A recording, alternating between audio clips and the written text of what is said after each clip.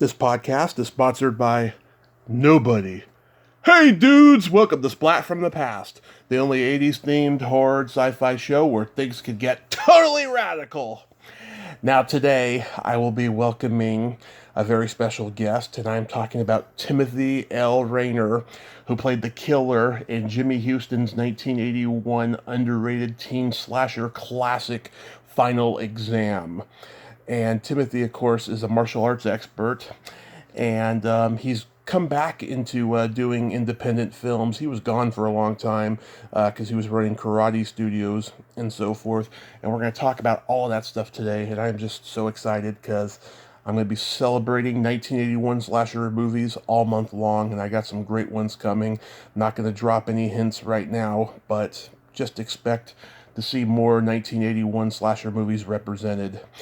But also some 1986 horror films as well, milestone years, 40 and 35th. But I'm going to talk to Timothy today, and it's going to be great. He loved reading my bio after I sent it to him. He thought it was very inspiring. So I'm expecting to talk to a very deep guy today, and a very nice guy. And it's going to be spectacular. That word is so overused by me, but I love using it. So yeah, here is my interview with Timothy L Raynor. Good morning, Timothy. Welcome to the show, sir. How are you today? Good morning, L.A. I'm not in LA, but I appreciate the thought. Well, I'm in L.A., so I had to say something like that. So anyway, yeah, good morning. Yes, how are you today? Oh, not too bad. What's up with you, man? Oh, nothing very much. Just blessed beyond belief. That I get to talk to amazing people such as yourself, and I thank you so much for taking the time today. No problem, man. I'm really honored. It's been, 40 years now? Yeah. 40 glorious years, exactly. Yeah, God, I feel old. I really do. Well, let's go back further than that. So, going back in time, I was reading that you started gravitating towards martial arts when you were 10. What sparked that interest? I got beat up. I really did. I got jumped by two guys in their 20s when I was about 10 years old. Yeah. And I was pretty big for my size and for my age, and I pretty much said, I got to do something here. I'm tired of getting picked on. My brothers picked on me when I was younger too, but they toughened me up a little bit. The guy didn't do too much to me except give me a black eye. Yeah. So I saw this martial arts school where I was living in Marion, Indiana, and there was a Shorin Karate, Jim Kennedy, who passed away a couple of years ago. Right. And he was a fourth-degree black belt, and I told my dad, look, Dad, I got to do something, I want to learn. And he goes, okay. So he took me to classes, and that's how I got started. Wow. So I got bullied a lot in school. So did you get bullied constantly leading up to that? No, that was the first time I actually got jumped. After that, when I got into high school and that stuff, as a matter of fact, it was funny. I had just gained my black belt, and the high school football hero, if you want to call him that, always just give me some crap, And I had walked past him in the hall, I was talking to a couple of the girls, and he goes, "Hiya, karate," at me. And I had just gotten up on the wrong side of the bed that day, so I turned around to him and I said, "Look, you do that one more time, something's going to happen." And I turned around to walk away, and he goes to grab me. Mm-hmm. I spun around, grabbed his arm, kicked him in the ribs, picked him up and tossed him across the room, and I'm just about to jump in the air and kick him in the face when this 300-pound wrestling coach grabs a hold of my hand, stops me. I spin around, and I locked his arm out and dropped him to his knees. And he goes, no, Tim, take it outside. I said, okay, sorry, I didn't mean to do that, and I walked away. Nothing happened to me, but it's kind of like the next day the whole school was my friend. Yeah, I think most people get into martial arts because they were bullied. But back then, it wasn't part of the American lexicon like it is today. Very few people knew what martial arts was, right? Right. Well, the problem is with the martial arts today is, you can get a black belt in 6 months. Right. And basically you pay for it. And it's not the training anymore. It's what you can pay for. And a lot of the martial arts instructors, they've never even really been in a real fight, and they're teaching these people how to protect themselves. I give kudos to the MMA guys. That's great getting out there and getting their heads kicked in the ring. But still, the one thing I've always taught my students is that there are no rules on the street. And if you're training to protect yourself and you're fighting in the ring, there are rules in the ring. Mm-hmm. You have to stop at a certain point. On the street, there are no rules, and that's how I train my students. If a guy comes at you with a stick, you pick up a bigger stick. Yeah, it's just like anything. It's become a business. It has, but that's not the way I teach. I'm good. Sorry, I don't do it. It takes about 6 to 7 years to make black belt in my school. Good, that's good. So I was also reading you had always wanted to be an actor. Were there any movie stars that influenced you? Oh, dude, yeah. John Wayne for one. My dad used to take us to all the John Wayne movies, back then, and I love that. But my biggest thing was, the fights that they had.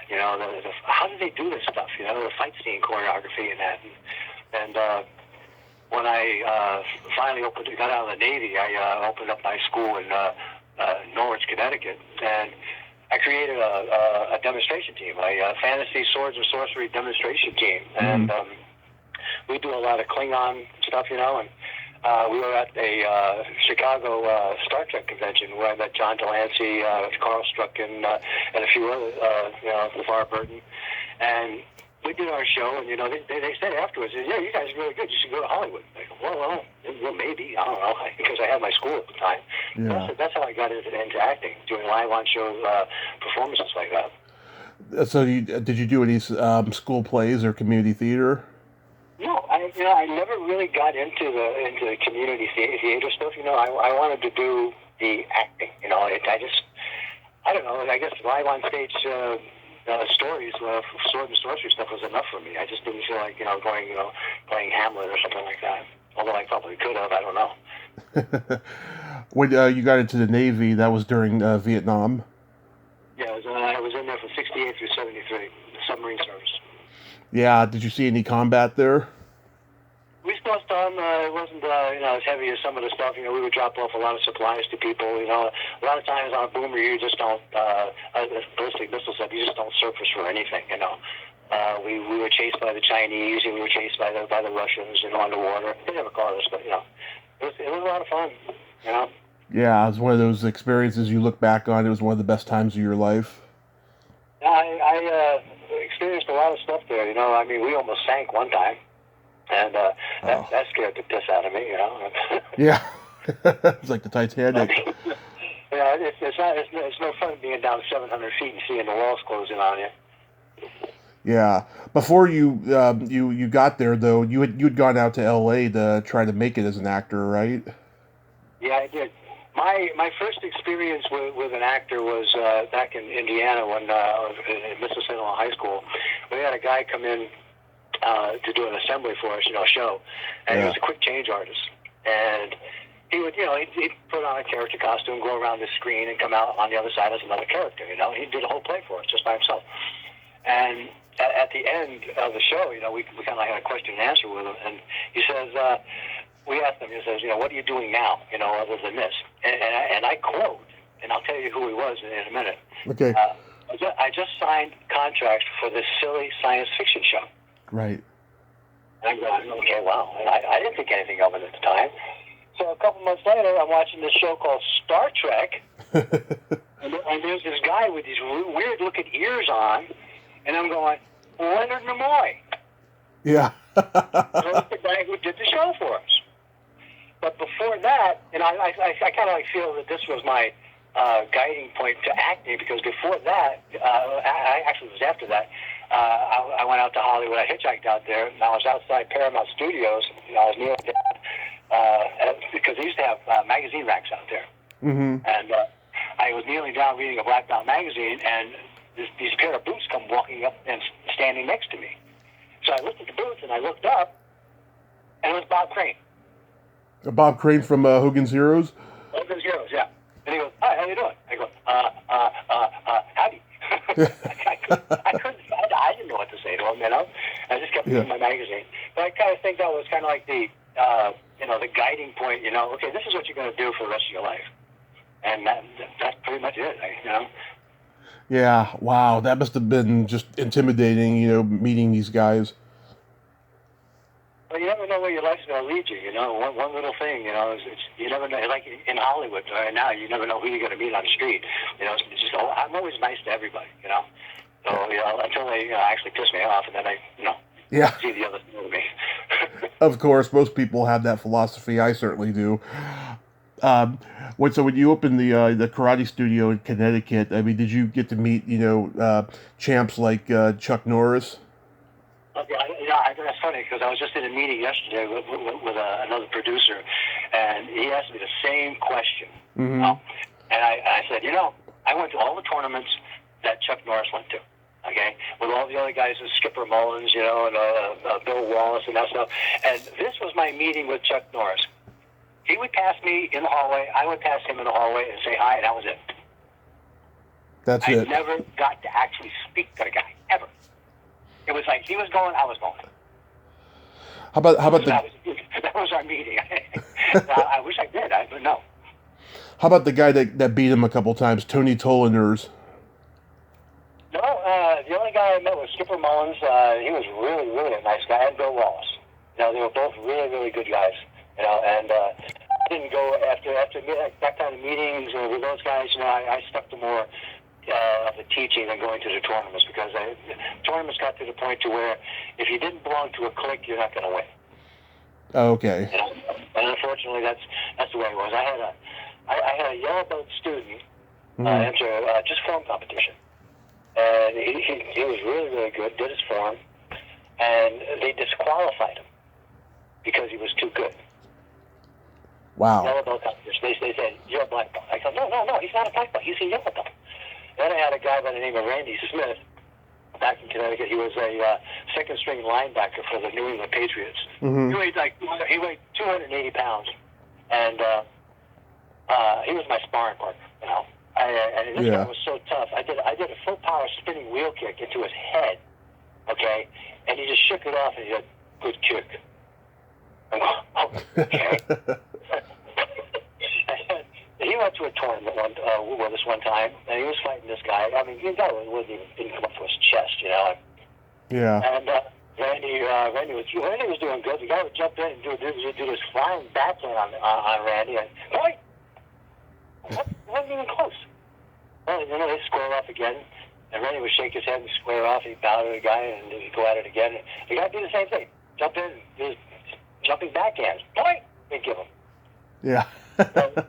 So there had to be out 3 points. So Randy looked at me, and I could see this look come over his face, like, this is not going to be good. Okay? So so the next round, Randy squares off at this guy, and the guy jumps in, and he hits this guy with a palm strike to the chest, knocks him into the other side of the ring, and they disqualify him. Oh. Okay, that's it for us with foot tournaments, man. I mean, we're not going to do anymore. I mean, when you see this kind of crap going on, it's not good. No, doesn't sound like it. So, how does Jimmy Houston find you for a final exam? Well, that's a story in itself. I had a friend that was in a couple films, and I went out to California when I was out there. That's right. We left the Navy and that, and I closed up my school because I wanted to try acting, and I gave it to one of my black belts back in Connecticut. And I walked into my friend's office, and there was this guy sitting there with his feet up on my friend's desk, wearing cowboy boots, jeans, and a T-shirt, and he's sporting a beard. Mm-hmm. And he goes, "I want you." What? He goes, "I want you." And this is California, okay? And I didn't know what he meant, And my friend had been telling him about me, about the martial arts experience and that stuff. And then he introduces himself as he wrote the script for the final exam, and he's going to be the director, and he wants to see me do my thing, as far as what kind of capabilities I have. Well, I said, okay. No, I've never auditioned for a film before in my life. So I said, okay, I'll do it. So I go to this audition. I'm wearing a three-piece suit, right? I'm carrying my duffel bag with all my weapons and my gi and that. Right. These guys are coming in. One guy is sporting this huge afro with a beard, t-shirt, shorts, sandals, and basically jeans and all that kind of stuff. You know, and I'm dressed, you know, ready to go to a funeral, which I probably thought I was going to because I didn't think I was going to get it. So I get dressed in my gi, and basically I blew my wad in the first 5 minutes. I did everything I could think to impress these people, and it was like total silence. Yeah. You know? Yeah. So I finished, you know, I'm sweating, you know, and I pulled the muscle on my leg because I was doing such a high kick, trying to impress these guys. And Jimmy Houston comes over to me and he goes, "We can't do anything else." I go, "What? Can you do anything else?" I guess. Well, you can see this on YouTube. Okay, for charity purposes, I will break 1,200 pounds of ice with my hand. Okay. Okay. This is mind over matter. You can actually see it on YouTube. You know, just Timothy L Raynor. Check the videos. And the other thing I do is I do a 6-inch palm strike. I'll put my finger on a guy's chest, or just the length of my palm, and I'll concentrate, and I'll knock the guy back, you know, several feet with just a 6-inch palm strike. You know, just using mind over matter. Well, I have a pad on the guy's chest anyway, because to protect him. But that's the only thing I could think of doing. So I asked them, "You got a Los Angeles, phone book here? You know, one of the really thick ones?" And they go, "Yeah." They brought it out. Yeah. I took the biggest guy in the audience, okay, which was the guy with the afro and the beard. Mm-hmm. And I brought him up to the mat. The mat was a 10-foot long mat. I placed him on the edge of the mat, and I said, "This is what I'm going to do." I explained to him. And he was like, you know, really snotty, and he goes, "Oh, yeah, sure, okay, fine." Yeah. And so I concentrated. I must have been really psyched because just like you see in the movies, I hit this guy so hard, he leveled off and shot across the mat, all the way across, and landed on his back and laid there. Yeah. And I'm going to use the exact terms, you know, and please, the audience, please excuse me. He said this, and I quote him. So, "Jesus, thank you, Christ, that's the hardest I've ever been hit in my life." rolls over, and walks off. And I never saw him again. I mean, he's gone. So I didn't hear anything for like 2 weeks, you know, and it's like nothing. And I said, I didn't get it. So Jimmy Houston finally calls me, and he goes, "You got the role to do it." "Cool beans, man, that's all right." And he goes, "Yeah, the executive producer was really impressed with you." And I go, "Who's that?" "That's the guy you knocked on his ass." For all you know, you could have killed the guy. Well, if I would have known who he was, I probably wouldn't have been able to do that. Yeah. So, yeah, that's how I got the role. Wow. Yeah, this was right at the height of the slasher movie craze. You know, I think 1981 was like the best year for slasher films because you had Friday the 13th Part 2, My Bloody Valentine, Night School, Madman, The Burning, so many great movies, and this was one of those. Are you a horror fan? I am, for some of them, I like the Halloween series a lot. Yeah. You know, it got kind of redundant after a while, but you know, everything does with a franchise like that. But yeah, I'm impressed with the guys that keep on going with that stuff. But you know, Final Exam never went anywhere, and even after all these 40 years, okay, with all the fans that I've popped up and then loved this thing, I have never once, and I want to repeat this, never once been invited to a horror con. Really? Never. I mean, everybody knows where I am and who I am. Yeah. And never once has anybody ever contacted me to be a guest at a horror con. That is insulting. That is just pure evil right there. Well, I don't know. Maybe it's my looks, I guess. I don't know. You know. Nice dollar every day, you know. Yeah. It's funny how your character in the movie doesn't have a name, and he seems like, you know, the campus outcast that everyone made fun of. I'm sure, you know, being bullied as a kid, you could probably relate to the character. Well, you know how, actually, if you listen to the first 5 minutes of the film, Yeah. it basically Radish conjures this guy up. Mm-hmm. You know? So it's like his energy is bringing this guy to the college campus, you know, and that's basically how it starts. Because nobody knows where this guy comes from. And I actually just finished writing a sequel to it. It's called Final Exam Redemption. Nice. Yeah. Nice. Do you know if it's going to be made? Well, I don't know. That's the problem with finding investors for it because it's kind of like a copycat killer starts doing the same thing at the college campus, and lo and behold, the killer is still alive. Right. From the last one, and he shows up and starts helping the kids, save the kids. That's why it's called redemption. So he ends up fighting the big guy in the end. Yeah, it's really hard to get a slasher movie, a teen slasher movie made nowadays because with the woke culture and the cancel culture, coming out and saying, "Oh, those movies are terrible," young teenagers getting killed, that's awful. It's like, come on, it's just a fantasy, and it's just that's how the movies were made back then. Exactly. They don't. That's how. There's a lot of good stuff that happened on the set. Oh yeah, tell me. Tell you? Oh, Jesus. Let me see. Where can I start? Mm-hmm. Well, to start with,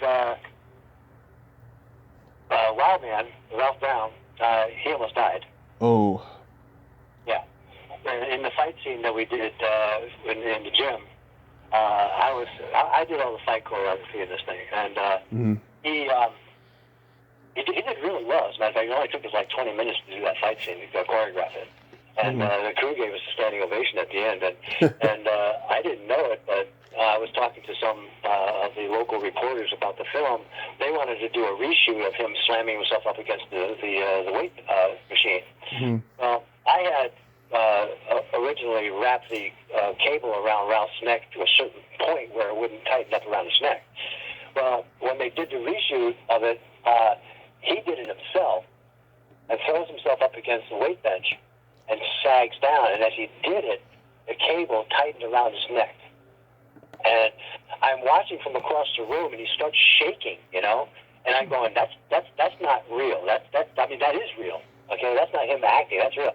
So I ran over. I pushed Jimmy Houston and Daryl Cathcart out of the way. John Chambliss out of the way. I just pushed him out of the way. I grabbed the whole Ralph, picked him up, and laid him on the ground, and pretty much revived him right there. Wow. Yeah. That was one of the good, exciting parts of it. Let me see, what else was there? Radish was a pretty cool guy. When I punched through the door, he was supposed to have his face at a certain angle from the door, so the panel wouldn't hit him in the face, when I punched through. Yeah. Because we'd already practiced it once, to make sure I could punch through the door. And, well, he comes running up to it and goes, Courtney, and all this, and I'm getting ready to blast through this door, and I'm in motion to punch, because that's my cue when he finishes saying it. I'm in motion to punch, and Jimmy yells, cut! Like, real loud, and I'm like, how hard it is to stop a punch in midair, And I stopped. He had his face right in front of the panel. Wow. Did he get hurt? If I had blasted through it, I would have hurt. So we had to do another take, and he actually had his face off to the side where it was supposed to be, and when I punched through the panel, you could still see the panel glance off his head a little bit. Yeah. Were there any killings that was difficult to pull off? Not really. The one that was the most difficult was catching the arrow. Okay. And that was really hard because Jerry Rushing, who played the coach, okay, he and his brother Johnny Rushing, are the actual Dukes of Hazzard. They're the real Dukes of Hazzard. That's what the story is based on. Okay. Huh. And they are North Carolina archery champions. And back then, they would hold a hog hunt every year for charity and give the meat away to different charities and that stuff. And we tried. I tried catching the arrow. We were on the quadrilateral out there, and he was shooting the arrow at me off to the side, of course, just in case I missed. And I was hitting the arrow and knocking it down. I wasn't catching it. Yeah. Okay, because when it was coming at me, it was like a pinpoint. But when it got close enough to me, I could see the whole arrow. But by that time, it was too late. I was hitting it and knocking it down. So Jimmy came over to me and says, "Look, we got to shoot this scene." He said, "If we have to, we'll throw the arrow at you." And I go, "No, man, I can't. I got to do this. I mean, it's my reputation here. I got to do it." And he goes, "Well, it's $1,000 a take." And it's like saying, "You're paying for it, you screw up." So So, yeah, I did screw up, okay? So I'll tell you that right now. Because when we got in there to shoot that scene, you know, he comes in and he shoots it up at me. Huh, yeah. I could see the whole arrow coming out. So I snatched it out of the air and I go, what's this?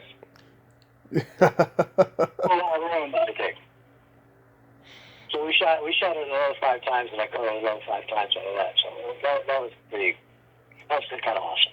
It cost me $1,000, but you know, hey. Yeah. Do you have a favorite killing in the movie? A favorite killing? Like that one? Well, yeah, actually, you know, what happened with that one, well, that was really a good one, but Jerry actually dislocated his shoulder in that scene. Oh. So when I come down and I stab him with his own arrow, he falls back and rolls to the side and falls down. He dislocates his shoulder. So when you see him driving up to the tower, okay, and getting out of his car, his truck, you can see him holding his arm closer to his side when he reaches in and grabs his arrow. Because we shot that scene after he dislocated his shoulder because they wanted to do it. They had to do it, actually. Wow. Yeah, my favorite, I always loved, you know, the weightlifting one, you know, because I played football in high school. We had a weight room, and I hated lifting weights. So whenever I see someone, you know, get killed lifting weights, it always brings me joy. Yeah. Well, I have to admit, that was my favorite one, working with Ralph Brown. Yeah, it was good. But and out of all the people that were in that film with me, nobody has done anything else. You know, Deanna Robbins was on General Hospital for a couple of times, and everybody else has disappeared except for Joel Rice. Joel Rice is a big producer in Hollywood now and won't even talk to us. So, you know. Sherry Birch, I found her on Facebook last year, and my message must have went to her spam folder. You know, she did this, and then she did another horror movie called Killer Party a few years later, and yeah, hopefully I'll get to talk to her at some point if she reads my message. You know. Yeah, I haven't seen you. Well, look, let's see. If you go on IMDb, you might be able to see she's got an agent. Yeah, well, you have to be on IMDb Pro to do that. I'm not on IMDb Pro yet, but that is on the list. I'll look it up for you. Oh, thank you. Yeah, if she's got an agent, I can find it there. Okay, cool. But that was my big start in the film industry. You know, I met my wife doing Star Trek, playing Klingons, and she was working for Brandon Braga. She was his personal assistant, and she was actually in the pilot episode of Broken Bow, and she was the Lorellian mom. You mean the original, right? No. This is the Star Trek Enterprise. Oh, okay. Enterprise. We mostly worked on that. And we've done a few things. We've written a couple of scripts. We got one that's we're putting together now. It's called Neoplasticity, and it's kind of like a Sum of All Fears meets World War Z with a touch of revolution. Huh. Yeah, you can check out the website Neoplasticity. And the yeah. web series is on there too on YouTube. What was it? A short shoot or a long shoot? Which one? The final exam. Exam was 8 weeks. It's 8 weeks. Yep. Yeah, that scene where the ski mask guys shoot up the school, it's so bone-chillingly realistic. I mean, who would have predicted, that would still be going on in the future? I mean, by that point, Kent State had happened, which I've talked to a couple of people who were there. Yeah. Oh. Well, you heard the professor, the guy who played the professor, talking to his class about the sniper up in the tower, because Radish starts rambling off some stuff, and I guess that's what they wanted to pull some prank on it in there, and people still don't. A lot of people don't understand that scene. Why did they have to do that? And I try to explain, well, it's just a prank, Well, it was. Yeah. After that movie, so you moved to Chicago, and then you opened another studio. Yeah, in Rockville, Illinois, I stayed there for 20 years teaching there, and that's where I got into doing a couple more films. I did a couple films, one film called Drop Off there. I played an assassin in that one. That was filmed by downtown Chicago. But I did quite a few different things as far as, fight choreography and for the Chicago studios and that. But basically, I was doing a lot of teaching in my school. That was my main focus at the time. Nice, nice. Did you get it? So did you get any offers for like big Hollywood movies? Well, believe it or not, I actually auditioned for Star Wars, and I auditioned for Luke Skywalker, and I didn't get it because I wasn't handsome enough. I'm trying to remember. There was someone else who auditioned for it too, for Luke Skywalker, that I found out recently. It was someone who went on to become huge. Well, kudos to him because I'm still waiting for that huge paycheck. So you're still teaching martial arts, right? I'm sorry, what was that? But you still teach martial arts, right? You've never retired from it. I never retired from teaching martial arts. I do a lot of private teaching right now, but I'm still looking, since we just moved back to California, we got a lot of projects we're trying to do, and I'm still looking for a good place to set up. And unfortunately, there's a martial arts school on every block here. Yeah. So it's kind of difficult to teach traditional, which is what I do, and everybody else is teaching, the MMA stuff. Like I said, I give those guys kudos who go out and get their heads kicked in the ring because they're pretty tough. But as far as the traditional martial arts, it's very hard to find, Yeah. And I still teach the traditional martial arts the traditional way. And if people want to learn the right stuff, that's how I teach them. Right. It's a coincidence though that you're back doing movies and you haven't been invited to a con, because most people who get back into making movies, it's because they've met a lot of young filmmakers at cons, especially the killers from certain slasher movies. There's a lot of guys, a lot of the ones I mentioned earlier, like Madman and a couple others I can't even think of. Oh, Just Before Dawn, killers who disappeared and then came back because of the conventions, and then they got into movies because of the conventions. Never once have I ever been invited, man. I don't understand. It's popular, and get this, every year I get requests, emails and that, and Facebook, to sign posters and stuff. Right. And yet I have never been invited to a con. And it boggles my mind, and it boggles my wife's mind too, because she sees all these emails and stuff that I get, and I'm going, I'd love to do this for people. I've done it for some, but I just can't keep up with it all. But I've never been invited to a con. Well, maybe after the COVID situation settles, hopefully you'll get asked. Well, I'm not holding my breath. It's been 40 years. If it happens, I'll love it and I'll cherish it. But I'd be honored. But I don't know. I don't see it happening. Well, do you have any upcoming projects you want to mention? Just that we're working on neuroplasticity. Okay, and I just gave you that, and we were asked to actually do a rewrite for a sequel for Star Trek Enterprise. Oh, cool. And it's kind of like it takes place 15 years in the future after Admiral Archer has become the head of the Federation, and some new enemies are showing up. Can't give too much over the phone, because we don't want anybody to know about it. But you can check out the website. It's what do we call it? www.StarTrekEnterprise Praetorian Issue. Nice. I will certainly check that out, and I'll send it to you in an email. Okay.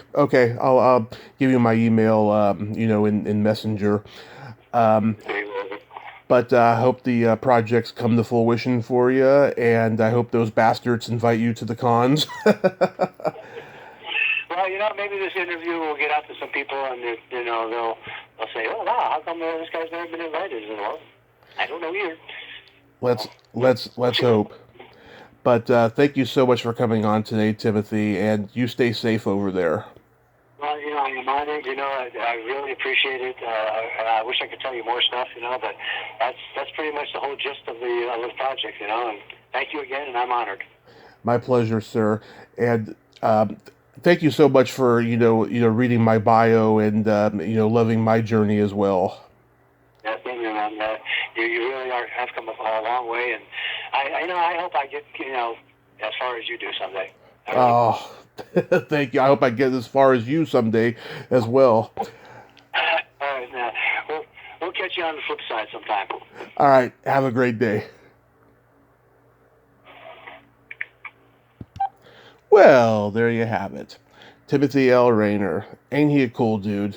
Oh my God. Passionate about martial arts. Glad he's getting back into filmmaking. What a great guy. Well, until next time, this is Tommy Throwback Kovac saying there's no shame in living in the past because the present sucks. Later, dudes.